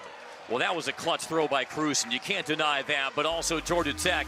What a response after Duke plays 5 in the 7th out in that performance, making his 20th appearance of the season. Gets a bouncing ball, tough play by Bichetti. Here comes the throw on the stretch. Doesn't get him. Leadoff infield single by Chase Cruzen. And boy, the freshman has come through in a big way in the last couple minutes. 100%, Andy. That's such a tough play for one main reason. They're in a shift. He gets the ground ball they're looking for, but Peyton Green is actually playing on the second base side of the bag, has to come across his body, then field it with the forehand, all the while throw across his body, and he made a great play on it, just not enough arm strength or enough time for him to get it across. Devin Obie gets sawed off. Bichetti pulls it in behind the bag. One away. Nice play right there by Bichetti. I was wondering, again, back in the heavy shift, he had to go back over his shoulder. For a second, it looked like he had a beat on it. Then he picked up his pace a little bit. Wasn't sure if he was going to get there in time, but a nice play. Bichetti has been a vacuum this weekend at second base. 1 on, 1 out for Wallace Clark. Singled and scored as part of that 5-run Duke 7. Georgia Tech matched it with 4 in the bottom half. You know, Wallace Clark probably would have guessed 7th inning trivia correctly. He's from Tulsa. Mickey Mantle from Oklahoma as well. Spavinaw, Oklahoma, if you're wondering.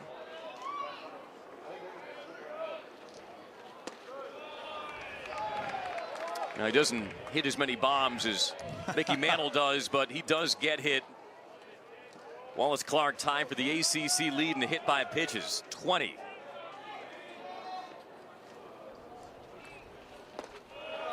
Low from Thomas, 2-1.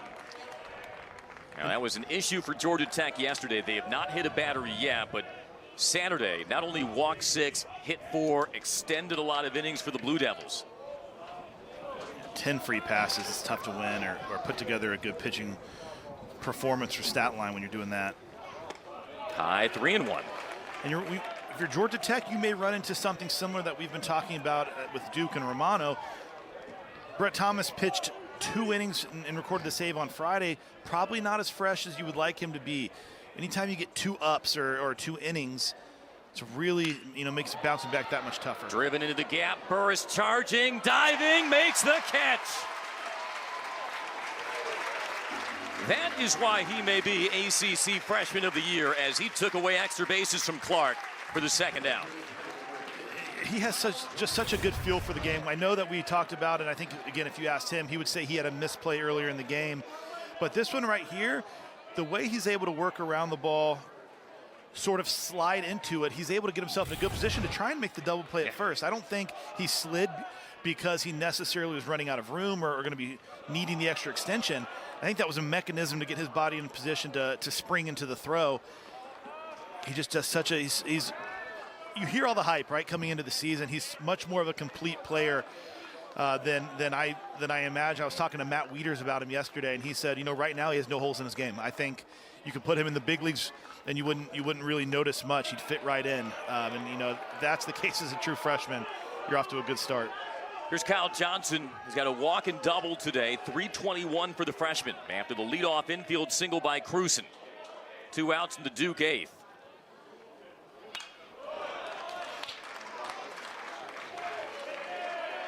Johnson earned the no decision as Duke's starting pitcher yesterday. Homered in the midweek win versus number 6 ECU.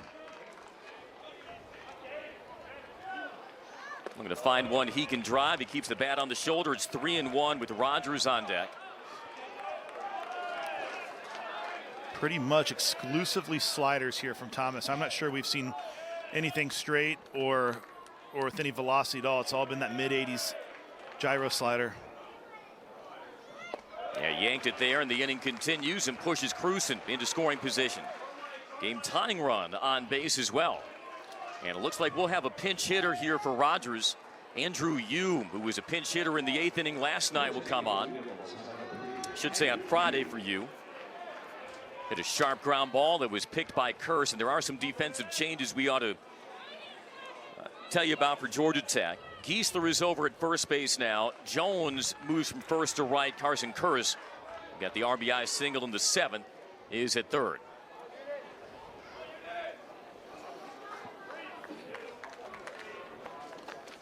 Well, Rogers held his own, was 1 for 3, but got Duke scoring started with the RBI triple in the 5th.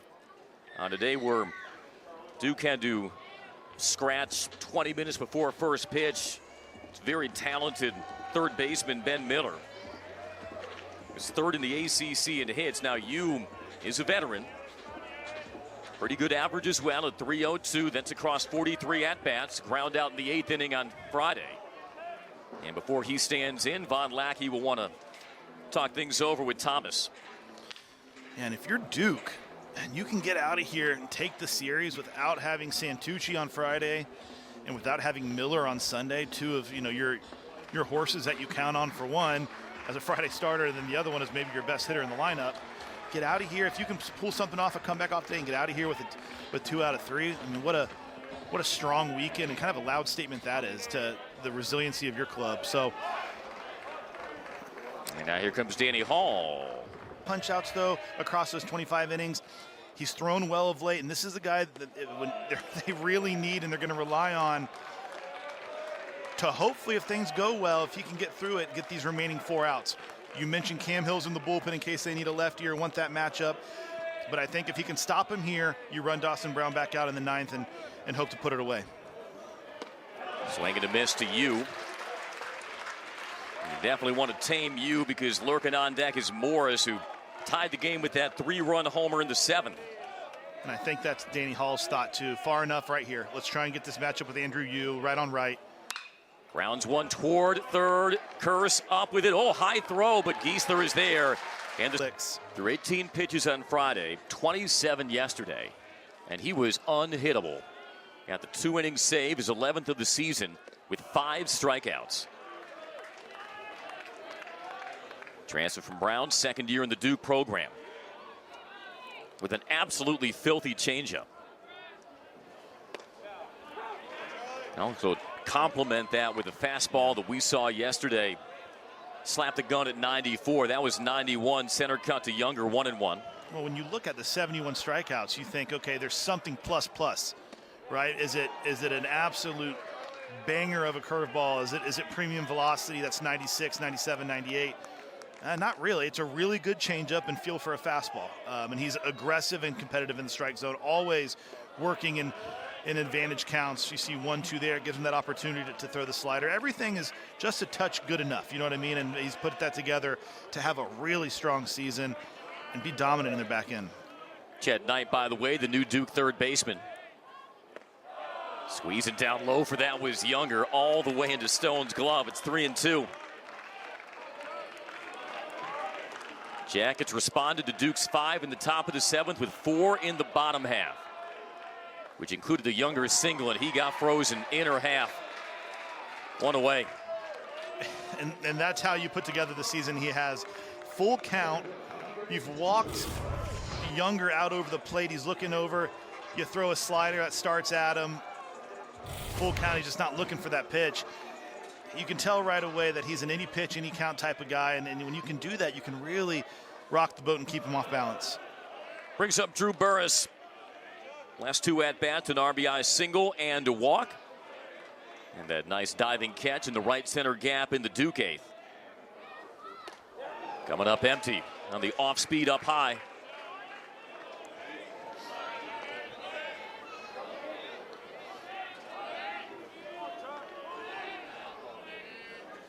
And the Blue Devils will have the top of their order due up in the 9th. Duke trying to avoid a rubber match loss in back-to-back years to the Yellow Jackets. Little low, 3-1.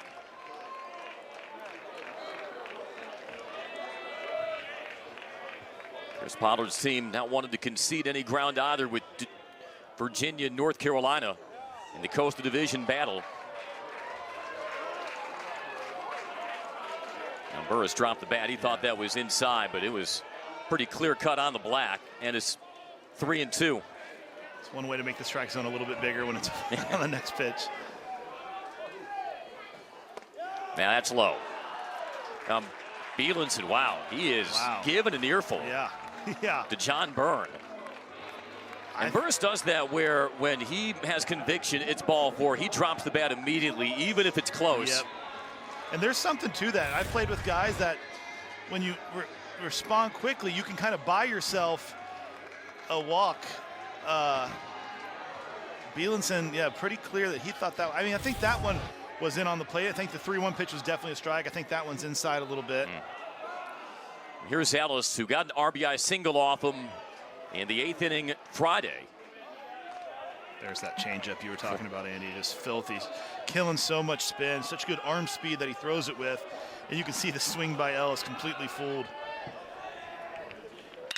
Ground ball right side, sliding stop to second. In time, they got the force. That was Morris. And beating out the slide, Burris. Georgia Tech want a review. I think the dive by Morris wiped out any thought of a double play. Yeah, I think it's pretty clearly out. Might be where that right hand slid in first. They're going to review it. There was a little bit of a hesitation there by Morris. Well, now here's Giesler, who doubled against Bielenson to score an insurance run in the 8th on Friday. Sack fly his last at bat to close the deficit to 6-5. Georgia Tech would tack on 3 more. Currently in front, 8-3.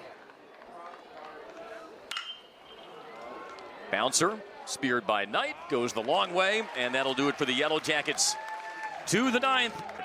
As Duke goes to Chapel Hill, plays Carolina. When Georgia Tech goes down to Tallahassee, as they move into ACC play and then hopefully regionals for both clubs, they're not going to be easy cakewalks anymore. You know, a lot of the games are going to look just like this. Yeah, get comfortable. Quickly, 0-2 on Morris. His home run in the 7th inning was his 14th of the year. He's reached safely now 20 straight games. And this is a huge batter for Brown, because if you don't want to let this guy get on base, then have to face Gracia with a righty-lefty matchup the way this park plays and the way he's been swinging it this year. Fisted foul to stay alive. Cam Hill is warming up, left-hander for the Yellow Jackets, who started on Tuesday. And I think that might be for that exact situation. It's one thing if no one's on base, you let Brown face Gracia. But if Morris gets on and that becomes a tying run, you may see him go to him. Again, fought off by Morris.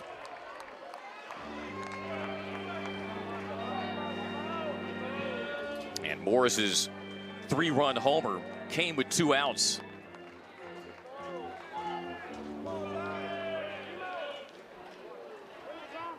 Brown retired the pinch hitter Yu for the final out of the 7th. He's faced 4 batters this weekend. He's retired them all. Swing and a miss. High and tight on the fastball. 1 away. Just like you said, high and tight. Climbs the ladder a little bit. Enough velocity behind it, 93 mile an hour, to beat him running up towards the hands. And now, if you're Danny Hall, I think you keep Brown in and let him face this absolute worst case scenario. You have a 2-run lead, he cuts the lead in half, and you're still in a position to lock this down.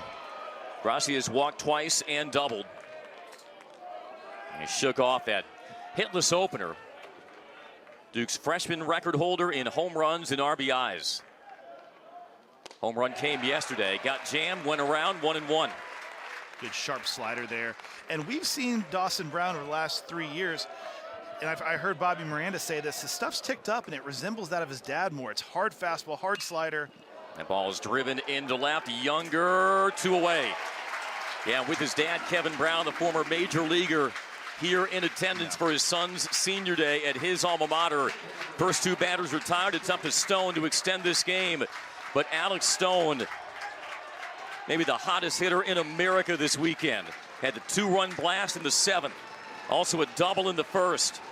Stone has 9 RBIs this weekend, facing the right-hander Brown, who starts him off with ball 1. And I think the game plan here, right, you have the 2-run cushion. Righty with a heavy sinker. I want to start fastballs middle and on the hands. Do not let him get extended. In on the hands, and it's 1-1. Stone actually with that homer in the 7th gives him 10 driven in for the weekend, along with those 3 home runs. Line shot, that'll split the gap. Well done. Burris racing over to cut it off. Stone held to a single. but does his job to extend this game. And now facing Logan Bravo, who himself has 3 home runs this weekend. Man, he is swinging the bat right now. Looks like they're going to go with a pinch runner. Again, if you're Georgia Tech and Dawson Brown specifically, you can't worry about that runner on first. He means nothing. Hyper focus on this matchup you have right here against Logan Bravo, because if you're giving half of your attention to that runner or something else, Logan Bravo is going to make you pay. We've seen it this weekend. Another guy, use that sinker, that hard sinker, that running fastball, try and tie him up inside. First pitch, Bravo elevates one into right, pushing it towards the track. Is there room for Jones? There is, and that's the ball game. The Yellow Jackets fighting for their postseason lives.